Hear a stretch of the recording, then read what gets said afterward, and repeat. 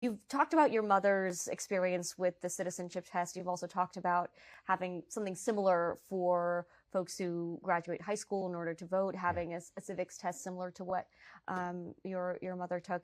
You've lately been talking on the campaign trail more about your mother than your father, and some folks have been asking questions, and I just want to be super clear. Did your father also take the citizenship test, and is your father a citizen? He did not, and that's a choice that he has made for familial reasons, but my mother did. And I think that every immigrant who comes to this country in order to become a full voting citizen has to do the same. And I believe in being consistent about my policies where... So your father is not a citizen of the United States? He's not. Okay. And your mother, when did your mom take the citizenship test? Was it before or after you were born? After I was born. After you were born. Okay. After years of being in this, following the legal process of becoming a naturalized citizen, she followed it through the legal process. And so I think you gained citizenship through birthright then? Well, but you gain citizenship through birthright citizenship in that sense too, right?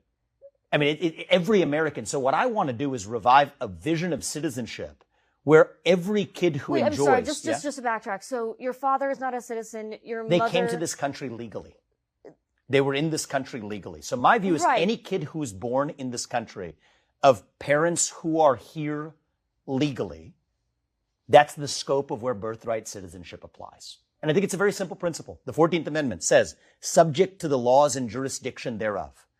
So anybody who is in this country legally, under the auspices of federal law and under the auspices of U.S. law, here legally, the kid of that person, whether they've been here for 5 generations, I don't know if that's your case or not, whether they've been here for 3, 4, 5 generations. You're an immigrant too, by the way. Okay, I didn't know that. But anyone who is in this country legally. Legally. Yep.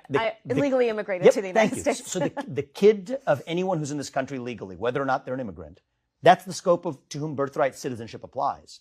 Now, I favor going one step further with this, though. The step I favor going further with is I think even the kids who are here, whether they're first generation or 6th generation, should have to earn all of their civic privileges by knowing the same thing about a country that we require of legal immigrants as well. I think every 18-year-old who graduates from high school should have to pass the same civics test that every immigrant has to pass in order to become a legal voting citizen. I would also, in our legal immigration system, even bring that citizenship test to the front end, not just on the back end of being a citizen, but even to get a visa to come into this country. I favor making English the national language of the United States. That's important because if we're a nation founded on ideals, we have to be a country that is able to converse in those ideals as well. So that's, I think, important elements of reviving our national identity and our national civic spirit. That's something we're missing. I look to even allies in other parts of the world, places like Israel, a good friend of the United States. I would love to learn from Israel in so many respects, not just their border defenses and their missile defense capabilities, but a strong national identity that even our allies enjoy that we're now lacking in this country. And I think that's what gives a lot of agita to people who are concerned about immigration, understandably, to say that might this erode our national identity. Well, I think we have to have immigration policies that, first of all, protect and advance the interests of those here in the homeland.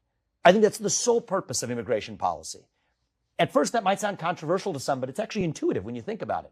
The purpose of any policy, including our immigration policy, should be to advance the interests of Americans in the homeland.